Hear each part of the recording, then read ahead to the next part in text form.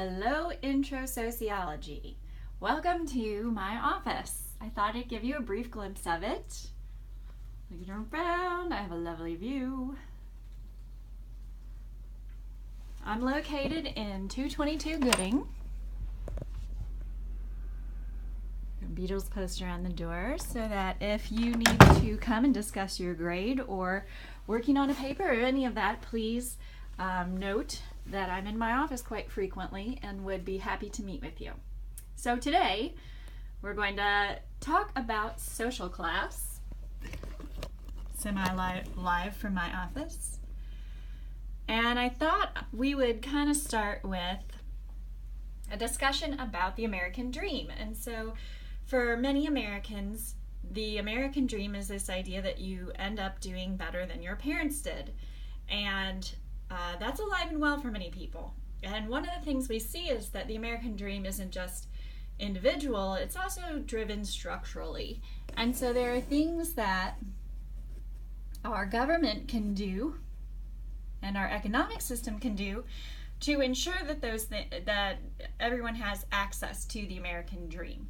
And so today we're going to talk about social class, the American class system, and we're going to learn about, well, as a sociologist, how would you measure or understand or look at class and mobility, what we would call mobility, in the United States. So let's go ahead and get started. First off, you can have three types of societies here. First one is the estate system. So in the estate system, that's your classic society in which maybe you have a monarch who controls the kingdom, and the monarch owns the majority of the land and then allows some people to live and cultivate the land for a price, of course. So, and the nice thing is, I guess, if you're that farmer, the good news is the monarch has to provide protection for you. So let's say you're living in France and you're living on this estate system, so it's the king's land, and then you have these invading barbarians who come in.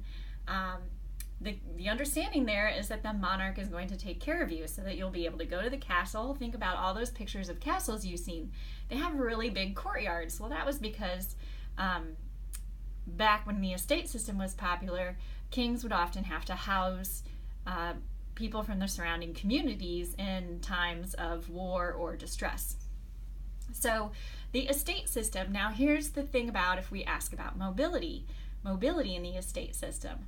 One of the issues we come across is that, of course, you have to be born into it. So most monarchs, you're either born into it or they kill off a monarch so that they can become the monarch.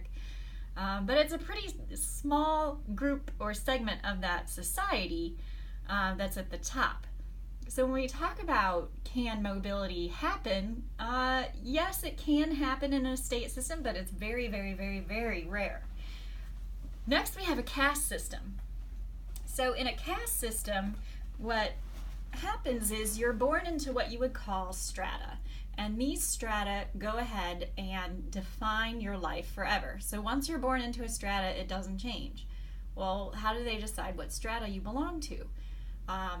That's determined by your parentage. So in a caste system, and we've seen this in, let's say, an example would be India. India had a caste system. It was determined, it was multi-layered. It was legally and religiously reinforced, so you couldn't marry outside of your caste. And the idea was that you're born into it and you stay into it, and there's no leaving. Well, why do people put up with this? And there's no mobility then. Why do people put up with this? Well, in the case of India and oftentimes other caste systems, and I want to note, India no longer has the caste system. So this is a historical example. In the case of the Indian caste system, it was religiously reinforced. And so there was an understanding that through the predominant religions of the time, many of which believed in reincarnation, then if you were at the lowest part of the strata, it was because, spiritually speaking, you had some work to do. So in a caste system, much like an estate system, You're born into it and you're not really moving. So mobility is very limited. Well, that brings us then to the American class system. So the class system, and we have to ask this is a big question. Is the class system and what we would call an open system, one in which you could be born into one segment of that society and move up or move down? Or is it a closed system, much like an estate system or a caste system is closed? You're born into it and you don't leave. So that's actually a really big debate in sociology. Can you move classes? And we have evidence both for and against that. But in a class system, the idea is that your economic position determines your class, and your economic position can change over time, and that these changes then tell us where you're kind of gonna end up. So let's talk more about the class system. That's mainly what we're going to focus on today. So in a class system, one of the things that we want to make sure we understand is the idea of status. So how do we tell where someone's position in that society is? So the first thing we can look at is what we would call achieved status. So in order to understand groups of people, we might say, oh, okay, hey, where did they get? So how did they work towards and get what they were wanting? And achieved status measures that. So achieved status is a status that an individual can reach given their own talents and abilities. Everyone who's in this class has an example of an achieved status in that you have completed high school or the equivalent, and that's an achieved status. You had to go out, study, work, and do that. When you graduate college, that will be an achieved status. You have control over it. Let's compare and contrast that with an ascribed status. An ascribed status is a status that society places upon you. So you don't have control over it, unlike an achieved status.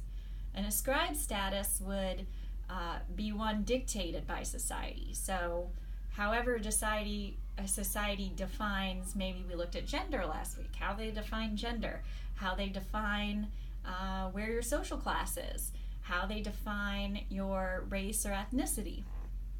So ascribed statuses are socially enforced and then continuously reinforced.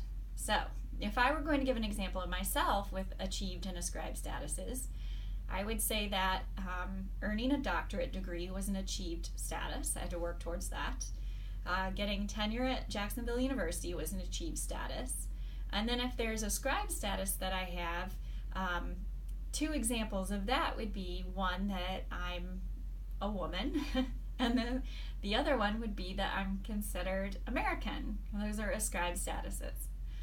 Okay, so now that you kind of understand how we can look at mobility and people's statuses, sociologists try to figure out, well, how do some people end up at the top and how do some people go from the top to the bottom? And one of the ways that we're able to understand that is through this idea of life chances. Life chances, I like to call them the lottery tickets to life. So what kind of lottery ticket do you pull? There's a lot of things with life chances that you don't have control over. So one would be the family you're born into. The parents that you get are your first social status. So if you're born into a wealthy family, you're going to be wealthy as a baby. If you're born into a poorer family, you're going to be poor as a baby. That's a life chance. So everyone has what we would call the accident of birth in that regard, that you're given the social status of your parents. That's a life chance. But then there are some life chances that you do have control over. Education. A lot of sociologists agree that education is your number one life chance, that this is the most important in terms of mobility. If you're going to leave or maintain your current social class, education is a key factor to that. So education is a life chance and probably your most important life chance. Now think back to Education Week and think about, well, say the kids that we watched the example of who were teetering on dropping out, they had life chances, right? They had this program that was supposed to help them, but some of them didn't take it. So that's a great example of how a life chance can work to help some people and not others. Then, if we're going to look at these statuses together with these life chances, one of the other things that we're going to look at is social mobility. So, do people move up the social class ladder, or do they move down? And if so, why would they be moving up or down? We saw a couple of years ago there was a major recession, and that recession eliminated or decreased a lot of jobs in the construction industry. So for all those people who are working in the construction industry where we saw massive cutbacks, we saw a lot of people fall from being middle class into being working class, working poor. And that had little to do with their own abilities. I mean, oftentimes they might have been really great workers, but there was just no work available for them. And so that's an example then of social mobility. That's what we would call a downward social mobility, which is unfortunate. But let's say the construction industry picks up again, which there's some evidence that it is. Well, if we start to do a lot of construction in our society or in another society, and we need more workers, and we're going to pay the good ones really well, well, then they're going to experience an increase in social mobility. So they're going to move back from being maybe in the working poor up to the middle class. So part of understanding social mobility is looking both at entire groups of people who might be moving down, in the case that I just gave you of the construction workers, or of looking at individuals and maybe how an individual within their lifetime can move up or down. One of the big measurements that we like to look at as sociologists, where social mobility is concerned, is what we would call intragenerational and intergenerational mobility. And what we're doing there is we're comparing how an individual does in comparison to their parents, and in comparison to their grandparents, sometimes even more than that. And then we'll also look within their lifetime, where do they go? So are they moving up? Are they moving down? It's pretty rare for somebody just to stick into one social class and be there forever. Not that it doesn't happen, because it does, but social mobility throughout one's lifetime can change and fluctuate. That brings us to this idea of meritocracy. Most Americans say they believe in a meritocracy. A meritocracy is the idea that through use of your talents, good work ethic, and intelligence, that you can, that America rewards those. And so the people who work the hardest and are the most talented will move to the top, and the people who aren't as talented and motivated will move to the bottom. So one of the big questions we ask is, well, is America a meritocracy or not? And sure, there's some evidence, there's a lot of evidence that shows that we're a meritocracy. Look at professional sports players. In order for a professional sports player to get to the professional level, they have to be really talented at what they do. And so that talent is what gets them this high paycheck that they might be getting. On the other hand, you could argue there are a lot of people who are not very good at their position in life, and yet they're not experiencing any type of economic downfall because of that. So there's some indication that maybe we're not as purely meritocratic as we think we are. Okay, so we're a sociologist. We've studied status to look at individuals. We've looked at their life chances. We've looked at, hey, are they moving up or down? And we've looked at meritocracy. Are they moving up because they work hard, or they're talented, or they